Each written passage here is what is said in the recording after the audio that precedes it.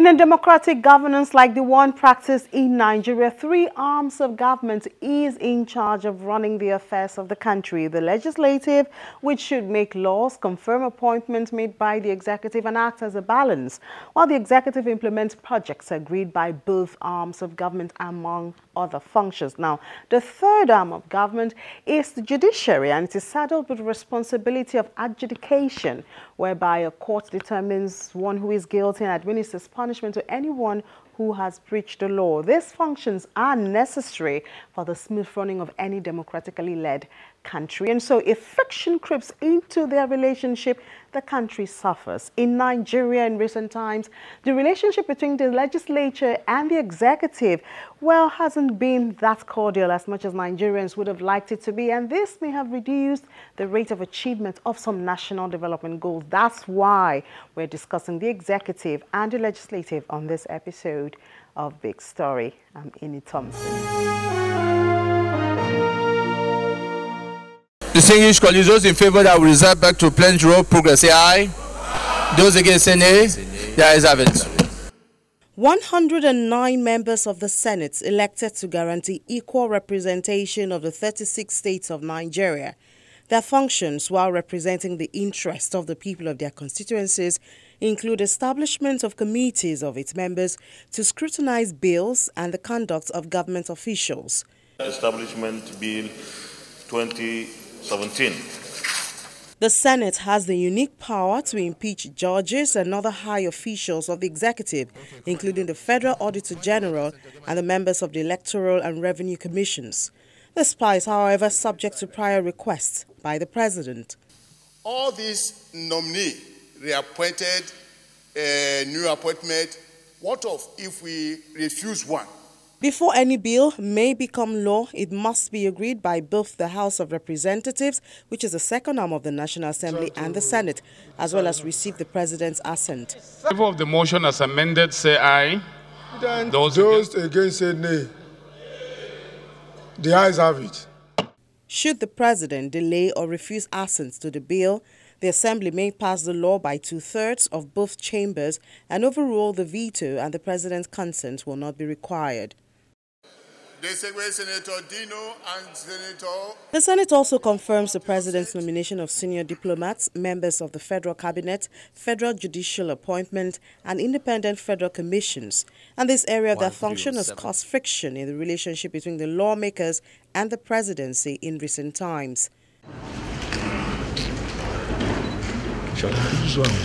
With its bold declaration to rid Nigeria of corruption, the administration of President Muhammadu Buhari has depended largely on the activities of the Economic and Financial Crimes Commission, the EFCC, to carry out this mission.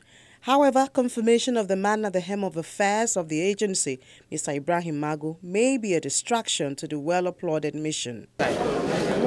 As the law requires, the name of the acting chairman of EFCC had been sent to the Senate, but twice now the Senate has refused to confirm him.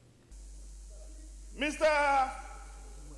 IBRAHIM MAGU, nominee for the position of the chairmanship of the EFCC, haven't gone through this report. The first report indicted you, but because of the letter from Mr. President, you are here again. Just yesterday, this report was received from the SSS.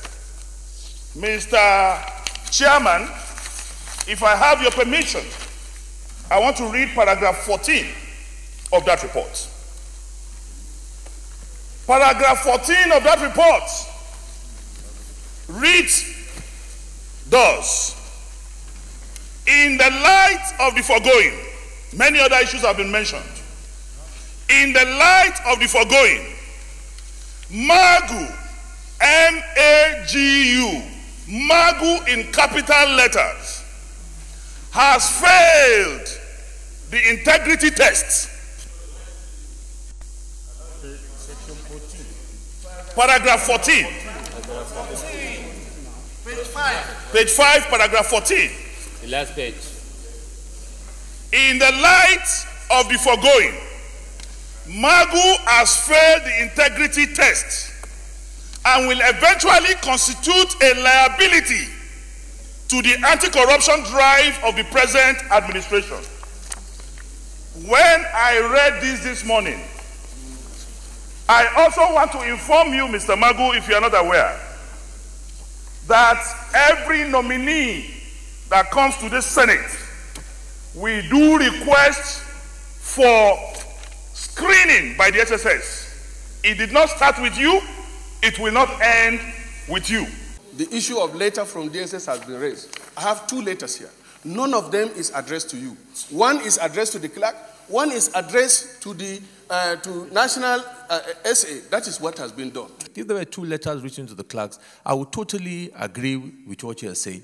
One letter was written to the clerk, one letter was written to the advisor to the National Assembly.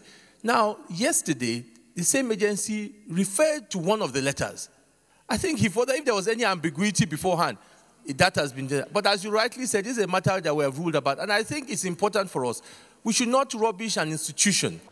There were 2 of such reports submitted to this office by the same law enforcement agency. 2 different reports, the same day, about the same people. That goes to tell you the credibility of such an institution. We have concluded on this matter, and I believe that our decision and confirmation process speaks for itself. And I believe that in passing any further resolution on this, we'll be saying the obvious. I think it is very clear. What we have taken decision today is that we have not confirmed IBRAHIM MAGU as the chairman, and as such, it goes to show that it requires for the president to re-nominate another candidate, and in the interim, that he cannot, of course, somebody else will have to carry on the exercise.